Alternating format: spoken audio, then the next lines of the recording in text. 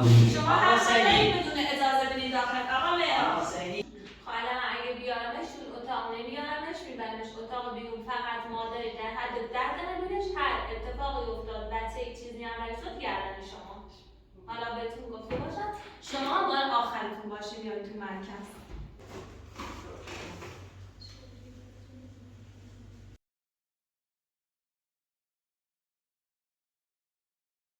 تمام رأی خورده کار دارن انجام شده رو گلشته جوی داروه چند بسیم بعد یا هم میره دنبال باش خدا حافظ.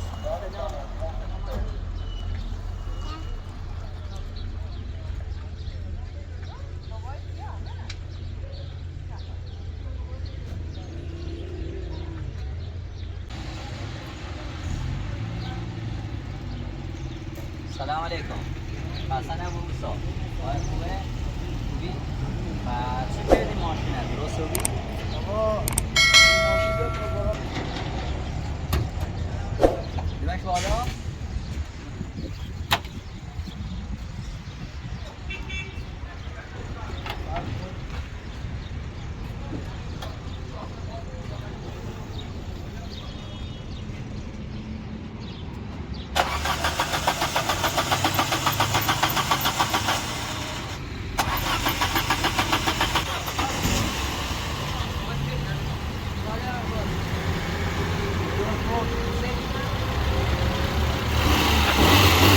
این ماشین حدوداً 20 متر تا 30 متر خرج داره. این ماشین باید اوراق بشه. یعنی مترش مشکل داره؟ مشکل داره باید اوراق بشه. نزدیک 20 تا 25 30 خرج داره. الان توی 25 میلیون خرج میشه. یعنی میگم حالا به نظر درسته کنم یا خواستم بفروشمش بگیرم این مشکل داره. الان بفروشم یا درسته کنم چطور با قیمتی بره؟ نه بابا بفروشش بره. یعنی بفروشش نه ها نداشته بره. نه خیلی خرج داره. بیشتر خرج داره.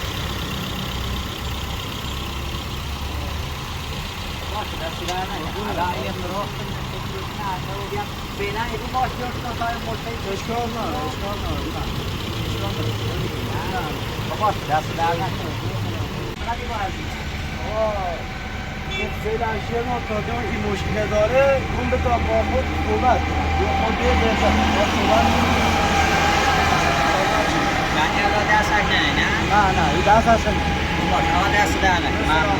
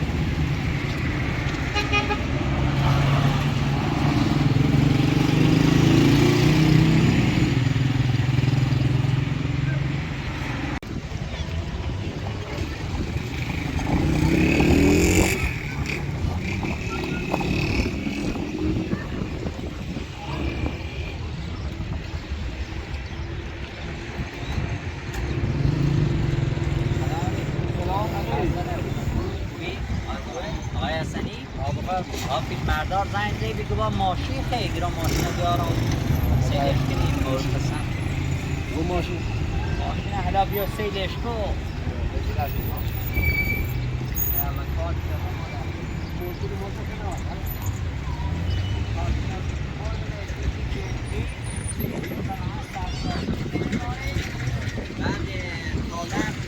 گاه آورده میگم مترش مشکل داره سنی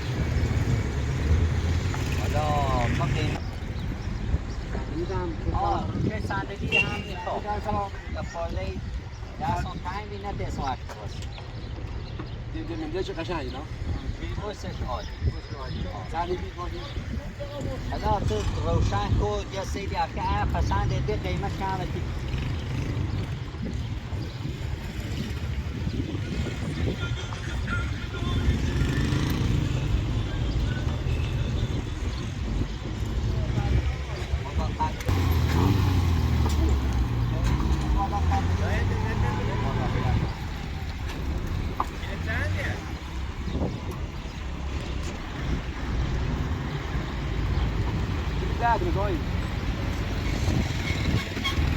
بعد بس باش بعد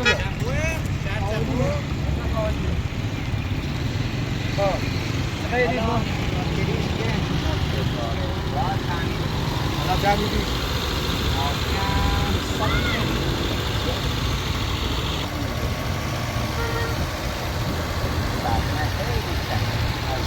الان 103 فاصله قلناش تو هدا بونه که کنگا تا مترش مشکل عليه بشن خرابه ده و جدی کرد اون بسات میشه به قابل هدایا ببینید هدایا تدریسی ببینید نه بعد ببینید باش مجبورم بذار برای قشنگ پول چه کنید لا خیلی کار نمر بینیشون یا خیلی ترسیدات باش الان بگه تا خاموش کنم ماشینه باشیم که مجبورم من مجبورم الان مشتری سنوات بره باقیم قانونمشه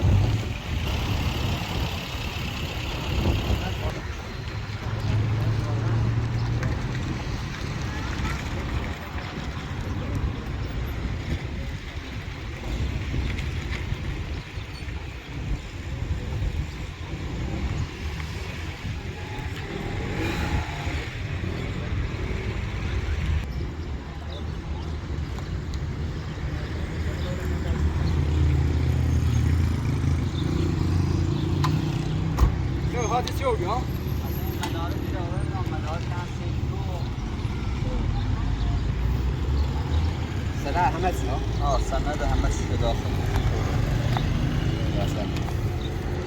لا سری شکم من یه وقت مشکل خاصی ناشته بود نه هیچ مشکل داره نه خیلی هم مطمئن بود که اگر قانون شدی بعد نگوی با این شما من نگوی قولی دارم فقط تنها مشکلشون رو همون گیر یه بار سردازی رو متر نفتن چقدر خرزانشون؟ متری انگار یه 25 تا 30 متر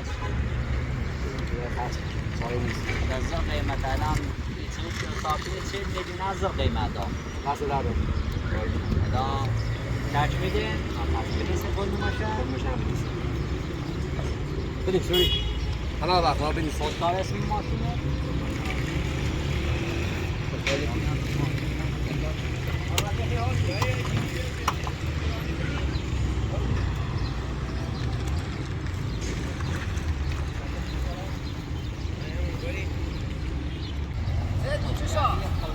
این ماشین خوب رسید یکی ساعت دیده اون نست یک نفونه باسیرش چرا یک نفون ماشین این چیه؟ یعنی مثل خونه مثل دیگه سر ماشینی دارم میخوام دایی سر اجرام کلوم نزن بیدار نه خوبه دیگه سر ماشینی دارم شما بالا کامپیوتر نه کلوم نزنه آره سه بود کامپیوتر زبان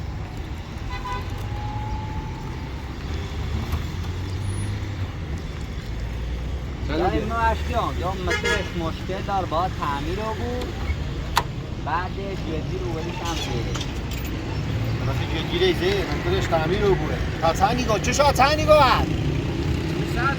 ساعت نه نگیریم ها مترش نابوده دقیقا باید در 12 خرج مترش کنید جدیش بر 5 تا بار خزا این ماشین زوم زن 70 تا 75 ارزش 70 تا 75 به تا خود صبح پسونه پسونه یارو نه کم پیریش این آقاد بورسی ساعت سه نخواست اگر بورسی خواب بورسی سه کیلش باید یه ساله ایسونه نه این ماشین در دیوان میخوره یه ماشین در میخوره به تا صبح خوم یه ماشین پس ماشین خود جورو فیدیا از اصلا در آی سپوری بخشی مزاحم تو بود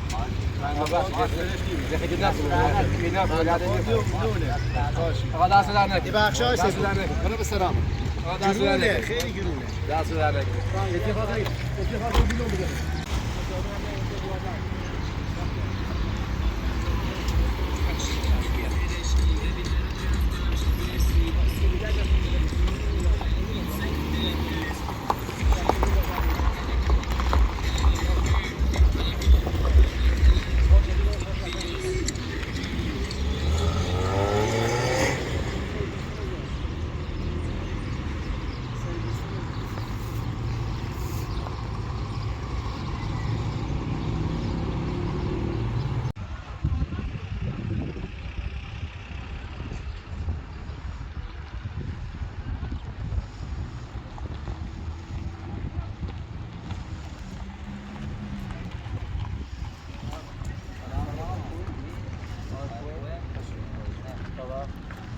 من فروختم ماشین.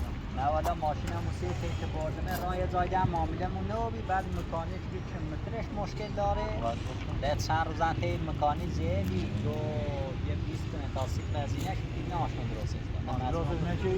نه ما داخل الان اول مشکل نداره چون یه طلبکاری اومده مونه مدت تا همین سوابه سواب بیشتر مدت مونه مجبور رایشین رو برای باید چیزی رو بریم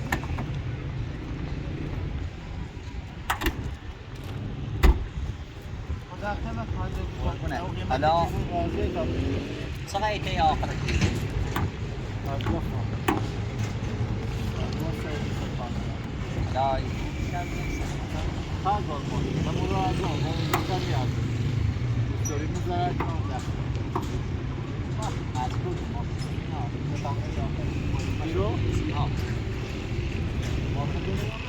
نه مال یه بنده خدایی باید صحبت کن که ماشین مدارک رسید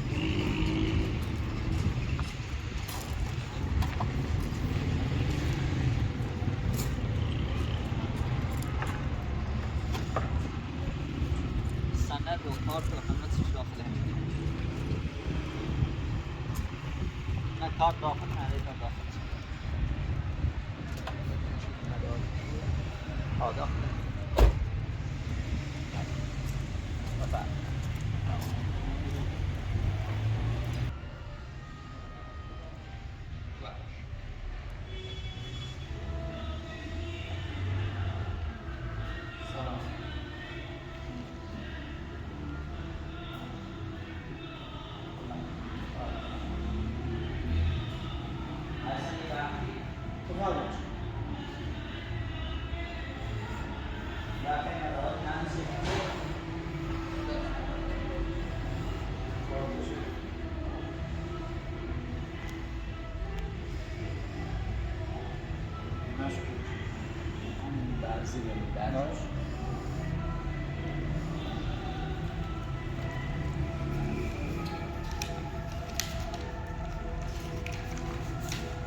بیمه نامیال الان ده الکترونیکی رو دیگه دیگه هم ماینه کنیش بیمه نامیال ده برکان داره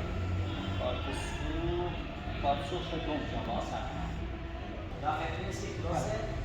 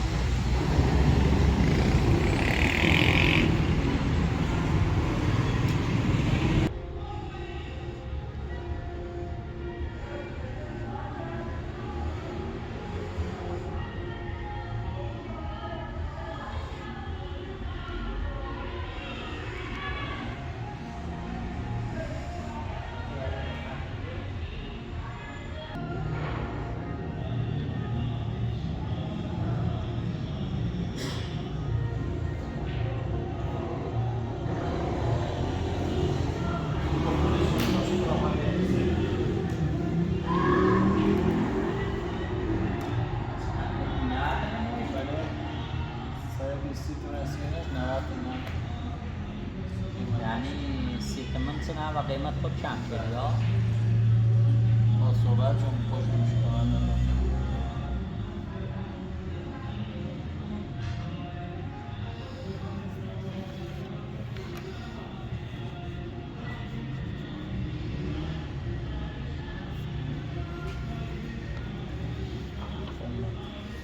دونه خیلی پیتی بود یا تیمون؟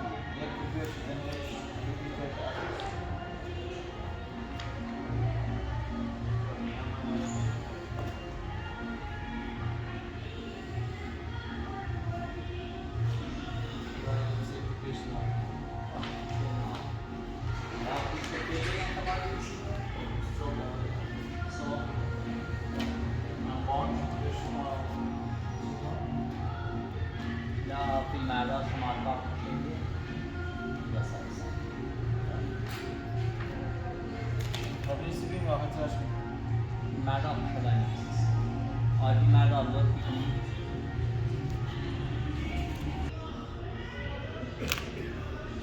ما زمان سه شما کاست. خوش آمده سدر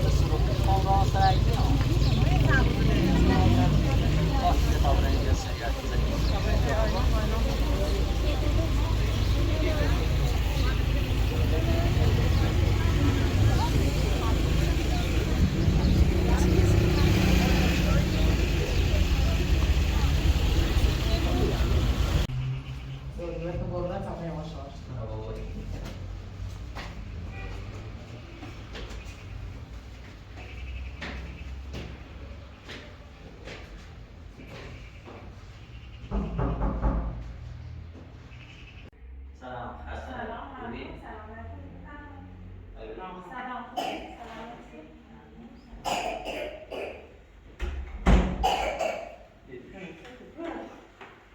بابا خوب نیستی؟ آقا سرما خرده سرما خیلی خوبه نه آقا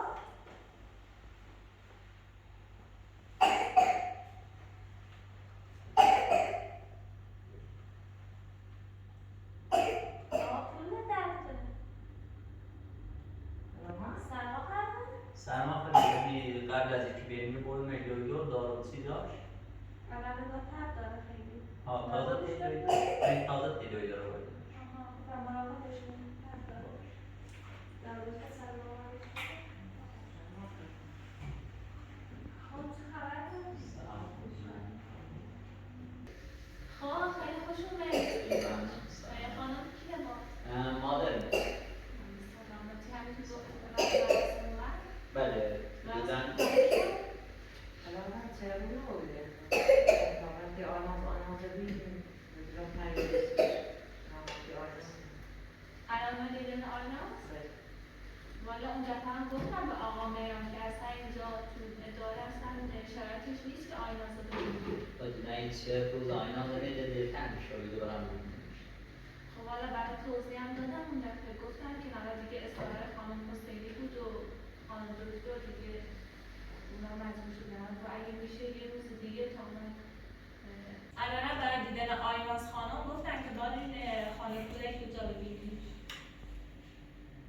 خانم رئیمی اصلا پرونده موضوع دست خانم حسینی با شما نیست که هر وقتی ما یه میرسیم ما تعیین تکلیف میدیم ببین آقا مهران تعیین تکلیف نیست ما داریم طبق قانونمون پیش میریم اون دفعه برات خیلی توضیح دادم الان پرونده ها زیاد بود سرمون خیلی شلوغ شده برای خانم حسینی جداشون کردیم پرونده شما متاسفانه اومد زیر دست آره دیگه خانم حسینی خوش هستش آن نیستش خانم حسینی خودش هست یعنی درگیر کاراش اگه کارش دارید تا صداش بزنه اگه در مورد همین موضوع پرونده زیر دست باهاش صحبت کنیم خانم حسینی؟ نه نمیشه. چرا ما صحبت کنیم این همه قرمدی مراسم خب چون اصلا پرونده شما ربطی به خانم حسینی دیگه نداره زیر دست اصلا ما تو زن خانم حسینی خودش رو ببینیم کار به پرونده نداره. یه لطفی کنی خانم حسینی نصدار بزدی یا باش صحبت نه میگو لطف کنم و هم گفتم آقا مهران اگه با خانم حسینی صحبت کنیم خودت باش هماهنگ کن بیرون با هم صحبت کنیم. ما یه همراه اومدید تا اینجا تو اداره کارش داریم میخوام با خودش حرف بزنیم. خب این پرونده چجوری اومده زیر دست شما؟ براش توضیح دادم که پرونده ها سنگین بود جدای کردن. حالا یه پرونده دیگه رو شما بدونید دستتون حتما با این پرونده اونا تقسیم کردن شرمنده دیگه اتفاقی پرونده شما افتاد زیر دستم. حالا یعنی هیچ راهی ندارم ما خانم حسینی رو ببینیم؟ نه اصلا هیچ راهی نداره. خانم حسینی آقا مهران برای چی صدا میزنی خانم حسینی؟ خب کارش داره خانم کارش حسینی. داره. اگه همراه اومدید تا اینجا با خانم حسینی اگه حرف لازم بزنید. باشه من خودم بهش میگم. اصلا الان شما لازم نکرده شما بگید. شما آقا مهران یعنی چه؟ ولی اون اجازه داری بره داخل خانم حسینی خانم نیست. حسینی آقا مهران ولی اون در نظر شاید خانم بیکار نبود. سلام. سلام. خانم حسینی این چه ورزشی چه طرز برخوردی؟ چی شده آقا مهران؟ میایم اینجا میخوان آیناز رو ببینی نمیذاره، میخوان شما رو ببینی بازم نمیذاره، میگه اگه میخوان ببینی باید بیرون قرار بذاری. الان صدا و بحثتون بخاطر این بود؟ با خانم حسینی آقا مهران میگه که من میخوام آیناز رو ببینم. مگه اون دفعه براش توضیح ندادم گفتم نمیشه ببینیش. الان اصرار داره با مادرش اومده میگه مادرم چیه بود دختر ما ندیده میخوام ببینمش. میگم اینجا نمیشه ببینیش الا تو خانه کودک ببین. بعد داره اصرار میکنه نه الا بلا باید خانم حسینی رو ببینم. حتما آیناز رو ببینم و شما رو ببینم. آره میفهم به دفعه صحبت کنیم. تمام. آقا خیلی بیا داخل جا خیلی ننوز. فرمش. چی شد کل مرکز گذاشتم سرتون؟ خانم حسینی ما اومدیم اینجا مادر بعد 3 روز با خودتون دیدی گفتن مراسم اینا اومدن گفتن دیتر یا آینازیم. آوار امروز آوردی دکتر گفت این همه راه اومدیم اینجا یه سر بریم آیناز رو ببینیم. اومدیم اینجا یه خانم نمیذاره آیناز رو ببینیم. بعد گفتیم که میخوام حداقل شما رو با شما صحبت کنیم راجع به آیناز خودش چیزی اصلا نمیگه. بازم نمیذاره میگه میخوای خانم حسینی رو ببینید زنگ بزن رو گوشیش بیرون قرار بذاره. خب خانم حسینی وقتی پرونده آقا دست منه بعد به نظر شما میشه شما تو پرونده دست ببرید؟ خب آقا من راستش ما چون خیلی پرونده زیاد بود ما پرونده رو تقسیم کردیم. بعد پرونده شما افتاد دست خانم. الان من دیگه کلا یعنی از پرونده شما جداام. اگر که واسه بازرسی یا چیزی شاید مثلا اگه وقت کنم بتونم با خانم بیام پیشتون درسته. وگرنه کلا زیر دست خودشونه. حالا نمیشه یک کاری کنی یه پرونده دیگه رو جایگزینش کنی؟ اصلا اصلا با خانم رحیمی هیچ جوری نمیشه تا باشه. شما اصلا روز اول با هم کنتاکت داشتی خودتون آقا مهران مشکلی چیزی؟ والا به خدا خانم حسینی من با این آقا اصلا هیچ مشکلی ندارم. نمیشناسمش نه این آقا منو میشناسه به نظر پسرم مشکل ندارم. این مراجعین هم به نظر شما همین رفتار دارن. آقا شاید اینجوری نیست. الان به خدا دختر شما ماین چک کردم ماینش کردم تبو دستش. خب به نظر شما علتش چیه؟ این هنوز ساختمونش تکمیل نشده دختر بزرگی سرما خورده تب داره. خب به نظرت آیناز ما همینجوری بهش بدیم فردا تبو دست اتفاقی براش نمیفته بعد به ما گیر نمیدن که بحث اساسی دختر بهش داد میگفت. الان اون دختر کسی سرما خورده اون بزرگی الان بوسش میکنه دوباره اونم سرما میخوره. خب کی جوابگوه؟ بقیه بچه‌ها هم سرما میخورن مریض میشن. میتونی جوابگو باشی؟ اگه میتونی من کاری ندارم. اگه نمیتونی هم خود دیگه بزنم پرداش کنم. آقا من درست میگم واقعا. امروز که اصلا خب آوار رو نمیبرین داخل. ماشه آوار بردین دکتر دارواش هم هست میخوای پایین بگن بیارم. بردیمش دکتر آقا نمیاد. مادرم گفته که برای بیتارو میکرد اون فقط یه دقیقه آیناز رو ببینه و ببین. وقتی یه پتو خودتون مریض میشه اون ویروس همه رو میگیره. الان شما مادرت هم مریض باشه ولی ناقل باشه پس کدام میدونی؟ اگه مریض باشه که مثل هوا سرفه میکنی. خب الان شاید تازه باشه. هنوز علائم شروع نشده. شاید 3-4 روز بعد خودش رو نشون بده ولی الان ناقله. آقا مهران خانم رحیمی خودش من پرستارن. بعد یکم حساسیت نشون میدن در این مورد. و یکم حق دارن.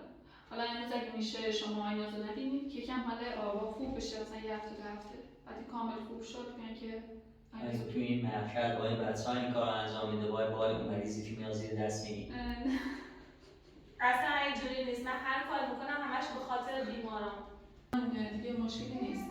خانم حسینی تا آیناز نبینم روی اداره میارسن این همه را ما امروز میگه آیناز ببینیم حالا دیگه پرونده میشه خانم رحیمی اگه بتونی که رازش کنی من حرف آقا مرامت هیچ وقت اجازه نمیدن شما آیناز امروز ببینید. حالا هر کار دوست دارید. من نمیدونم مشکل شما با ما چیه ما هیچ مشکلی با شما نداریم. من هر کار میکنم فقط به خاطر آیناز بقیه بچه‌هاست.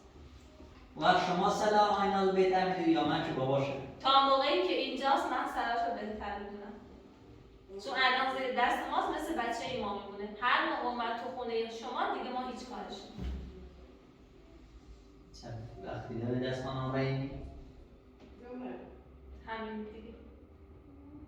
خانم حسینی اندر شما یه چیزی بهش بگید والا من فقط نظارگر بحث شما هم. یعنی هر چی من به شما میگم آروم باشین فایده نداره. به خانم رحیمی میگم بازم خانم رحیمی حق داره. من حق میدم به خانم رحیمی. خب حداقل مادر به اصلا من آیناز رو نمیخوام ببینم حداقل مادر رو ببینش 10 دقیقه بیارش تو همین اتاق که بچه ها هم مریض نشه اگه میترسه خب خانم رحیمی درسته من قبلا بهتون گفتیم مشکل پیش میاد واسمون اما باز که خانم دکترم خودشون گفتن برید بیان اما بازم خب دیدیم کم بقیه ناظران ناراحت شدن. حالا باز ما این ناراحتی رو به جون میخریم چون من میدونم مامانشون خیلی وقت ندید آیناز رو. حالا میخوایم بریم آیناز رو برداریم بیاریم به خاطر مامانشون. خب الان اگه بیارمش تو اتاق نمیارمش میبرمش اتاق بیرون فقط مادری در حد 10 نبینش هر اتفاقی افتاد بچه یک چیزی هم رای شد گردن شما. حالا بهتون گفته باشم شما باید آخرتون باشه بیاید تو مرکز. خواسته میبینیش میری مدرسه کودک. اعصاب نداری من میگم چجوری اینو راه دادن تو بهزیستی کار کنی یکم حساس و مسئولیت پذیر وگرنه خانم خیلی خوبیه. کاراشو هم به نحو احسن انجام میده. بعد خانم رحیمی هم که کاراشو به نحو احسن انجام میده خیلی خانم خوبیه. اما کلا قانونمنده یعنی نسبت به همه اینجوری. یعنی قانون میگه پدر مادر نباید بچه‌هاشون رو ببینن خب هر چیزی یه قانون داره. شما میخواین بچه‌ها رو ببینید میرید خود مهد ببینید. حالا دفعه قبل بخاطر معاینه نشد دفعه میگه چون آبا سرما خورد اجازه نداره آبا رو ببینه آیناز رو ببینه. اما در کل خب واقعا حق میگه.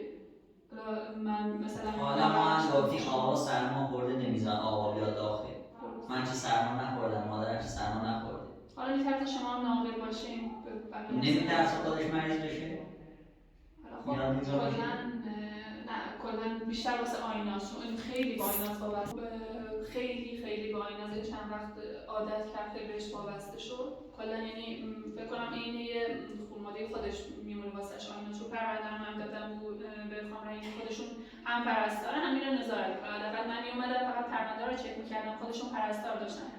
خانم رحیمی هم پرستار اون سمت و اینکه پرستاره چجور اومده اینجا کار میکنه خب میخواد 2 شیفت کار کنه اینجا پرستار هست شیفت مخالفش هم میاد اینجا اضافه کار بمیسته. اما من که فقط نظارگر پرونده ها بودم به خاطر همینم که خانم رحیمی خیلی بهش وابسته شد به آیناز و به شدت هم حساسه روش. ما باید چیکار کنیم بتونیم آیناز زیر چنگین در بیاریم یعنی من اگه 4 طبقه هم بسازن این نمیذارم آیناز رو ببرم خیلی هم سخیل یعنی صبرانه منتظرینه که بیاد خونه شما رو ببینید یه ایراد از شما میگیره. حالا شما تو این تایمی که من از همین نمیترسم. حالا من داد و بیداد میکنم به خاطر این نیست که نمیذاره امروز ببینیمش. حالا امروز نشه هفته دیگه یا فردا حالا من میترسم حالا آیناز رو میشه هی بیای ببینی من میترسم فردا بیاد اونجا ساختمون رو تعیین نکنه جای زندگی رو تعیین نکنه. خب این هم هست چون همه جوان رو میستنجه احتمالش هم هست که مثلا شرایطتون اوکی نباشه دوباره آیناز پس بگیره. حالا یعنی اینجور که من برنامه‌ریزی کردم حدوداً یه هفته تا 8 روز 9 روز دیگه باید بیام که آیناز رو ببرم که اون درخواستش رو دادم آره که دیگه تموم بشه. ولی اگه بخواد اینجوری رفتار کنه و سختگیری کنه که اصلا هیچی رو تعیین نمیکنه یه بهونه‌هایی میاره. خب الان ما که پرونده رو تقسیم کردیم پرونده شما رفت زیر دست خانم یعنی دست من هم نه خود سازمان نداره که سازمان درخواست بدی کنم برگشت بکنه رفت زیر دست خانم رحیمی. بعد دیگه حالا موقعی که خواستیم این خونه رو تایید کنیم من خودم با خانم رحیمی اگه تونستم وقت شد میام باهاشون و باهاشون هم صحبت میکنم که شما روستا زندگی به شرایطتون متفاوت‌تره. حالا انشاءالله که تا اون موقع حل میشه مشکل. حالا آیناز اینجاست تو میترسم فردا بیاد اونجا آوا هم درخواست بده اون هم با خودش بیاد. نه از اینش میترسی. حالا یه خانم دکتر باهاشون صحبت یا خودم باهاشون صحبت کنم، سعی کنم راضیشون کنم. به خاطر شما مامانتون یه کاری میکنم. دستیم در نکنه. فکر کنم دیگه خانمی رفت و بود و ایناست، احتمالا تا الان آورده باشه. میخوایم ببینیشون. اگه بذاره که وگرنه من الان میرم باشون صحبت میکنم. حالا شما باشون یه صحبت بکنید میذاره اصلا ببینیم.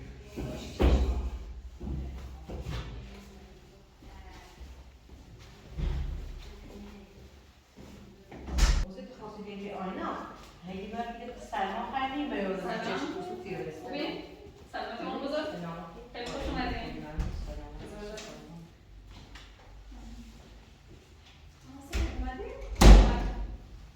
آیا از خانم برو پیش مامان بزرگت. دست در نکنه. آینا نه بیا جون خواهرش خواهر گذاشت نه آقا خانم شما سرما خوردی از نه بری پیش آیناست. میشه بریم پیش بابات؟ آفرین دختر خوبم. برو باد کرد. ناکامزی من دارم خوبی؟ مامان بزرگشون چند روزه ندیدنشون. تقریبا یه ماه خورده 40 روز هست. من روز ندیدم و خیلی بی‌تاب. خب میدونید خانم حسین من حتی میگم به خدا بر بچه‌ها خودشون رو بگردن ندارن یا با مادرشون ترسن که بچه فردا بچه بقیه بچه‌ها حس میکنه دوباره ما پدر مادرشون بیان دوباره مثل این دردسر بشه برامون وگرنه همه از خودشون حس میکنن اگر نمیشه خانواده‌شون. آره متاسفانه مشکلات هم هست اما دیگه خاطر مامان بزرگش گفته چند روز ندیدش گفت چند روز هم دلتنگش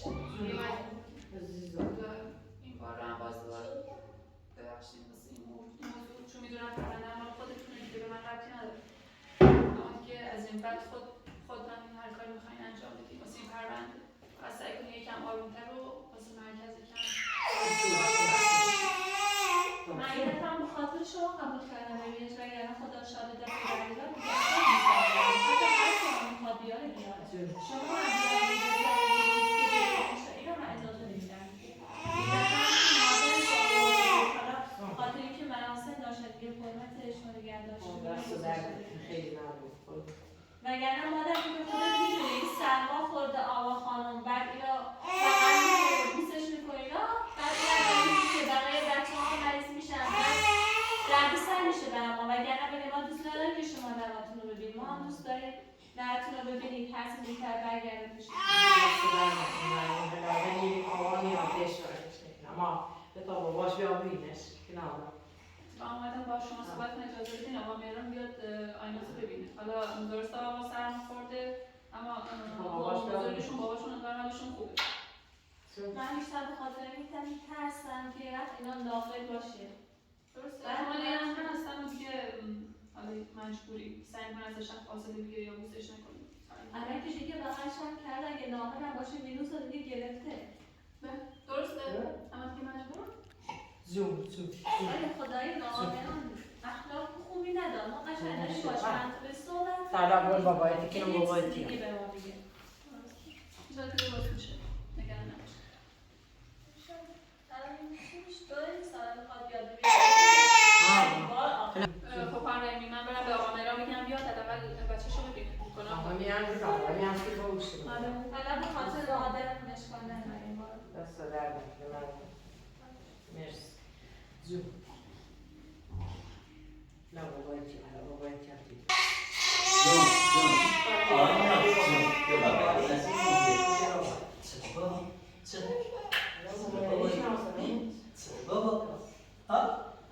خواهرمی من کم کار دارم تو اتاق میرم کارم انجام میدم بعد شما مامان داره با اجازه دست در نکنه آقا مهران خدا دست در نکنه نازد شده؟ ها؟ چی خیلی بابا؟ چه بیام هستی؟ چه؟ بیا نه بیا نمیدونی حسین نه؟ آینا حسین نه؟ ها خبره کلو چی خیلی بابا؟ بیا چه بیا حسین من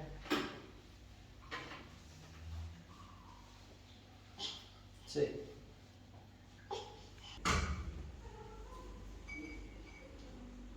چه دنازی؟ ها؟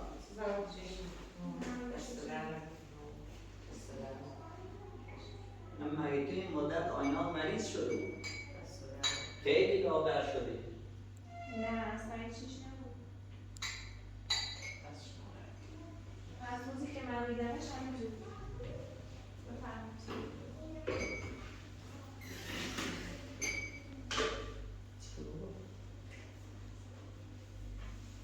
آیناز خانم چطور؟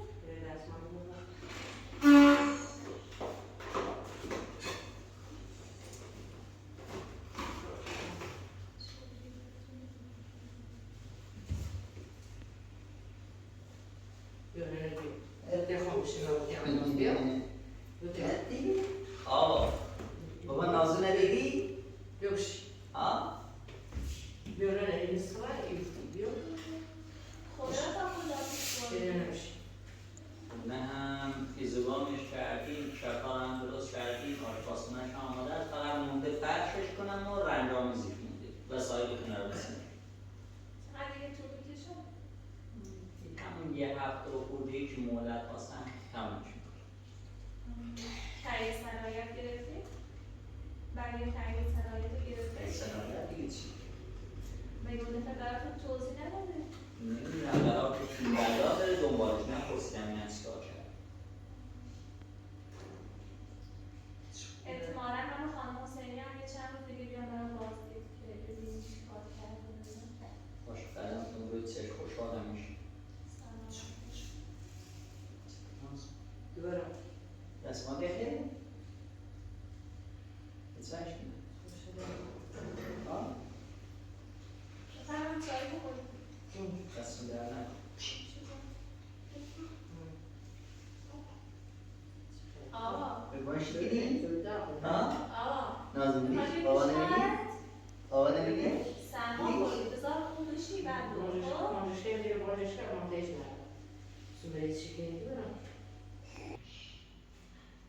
آقا این دستون در نکنه. نوش جانتون ممنون. بخشید دیگه به وسیله که بیشترتون پذیرایی کنم نمی‌بخشید. باش کنم دست در نکنه. یه چای آتیش هم مهمون ما کلبه فقیرانه داریم. انشالله خدمتتون برسیم. والا آقا مهران مادر جان من اصلا هیچ مشکلی با شما ندارم، مثلا که میخوام فکر کنی من با شما مشکل دارم.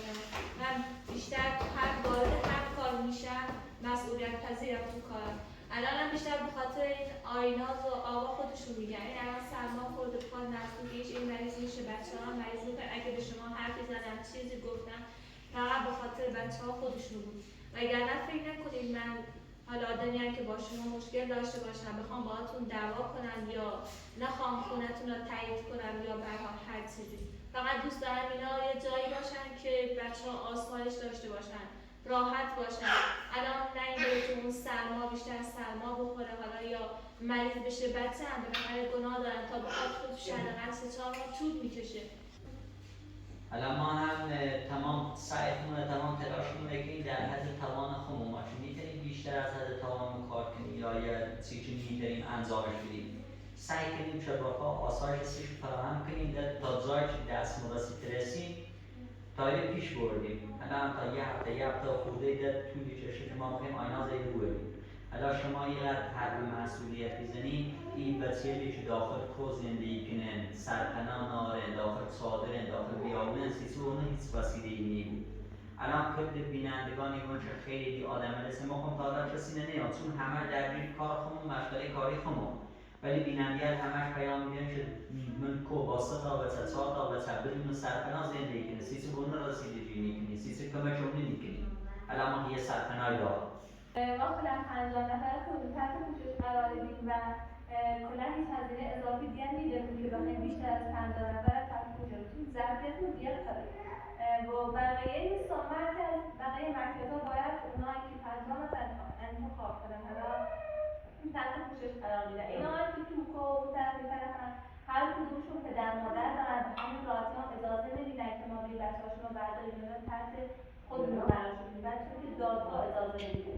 الان شما که آیناز آوردن اینجا ازتون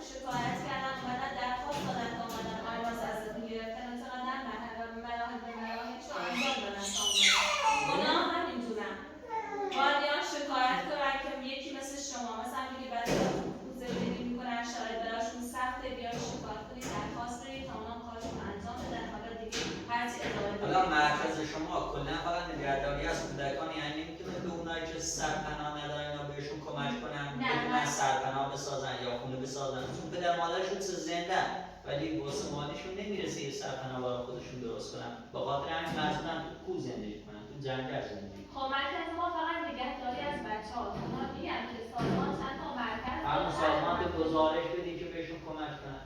خب دیگه با خودشون مردم دارن دیگه، خودشون هر کی میخواد بره تو مرکز درخواست بده و بگه دیگه خودشون میان سراغشون پیگیری میکنن یا زندگیشون رو میبینن، اگه نیاز بود خودشون کمکشون میکنن.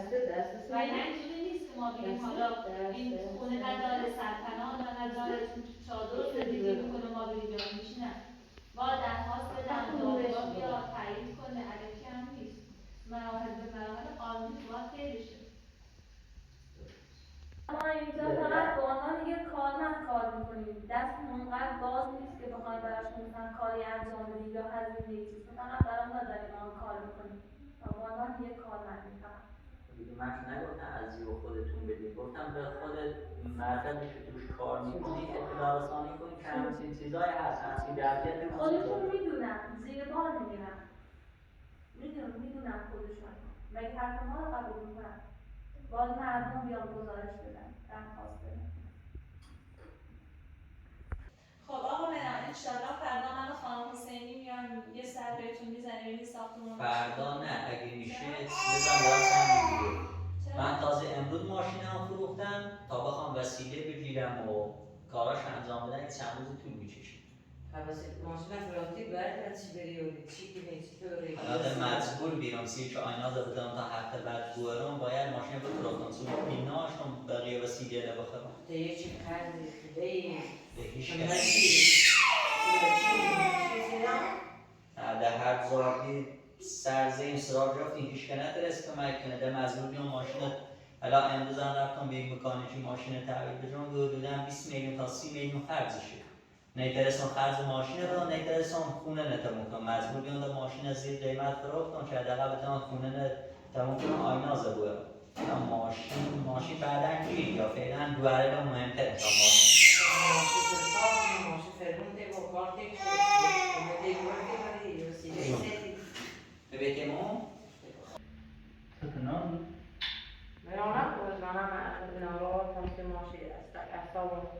فعلا چه دواره مهمتره تا ماشین بعدا اینو برم سرکار کار کنم ماشین بخرم، ولی آقا خیلی بیتابی که نسی آیناز هدر هم دوتاشو با هم بزرگه بود. همین الان سه که آیناز قبل بیتابی که اصلا نمیشناسم، یه مدت بگذاره اصلا که نم فراموش میکنه.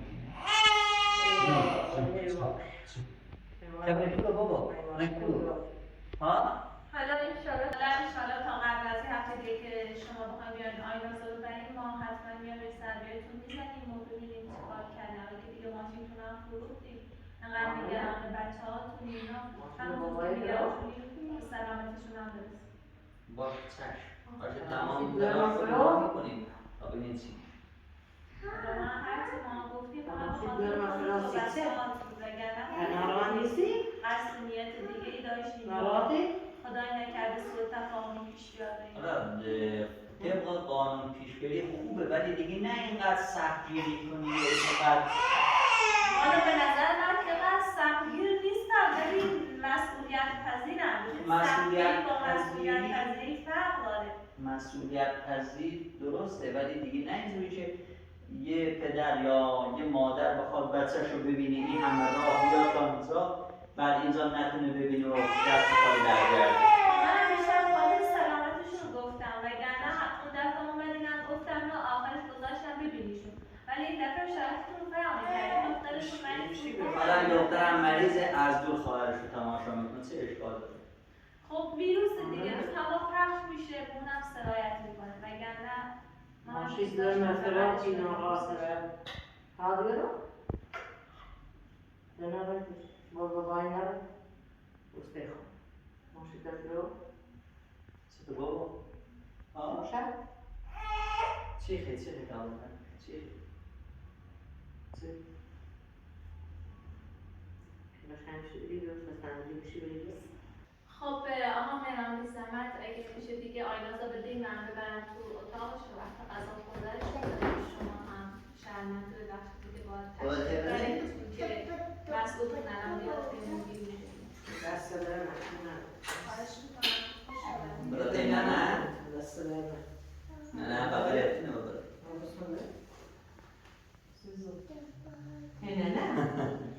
هینه نه بشمار. آقا خانم شما شربتتو بخور سر خوبشی باشه. دست در نکنم باش. آینه از میان بغل من. خانم بگیم. آفرین.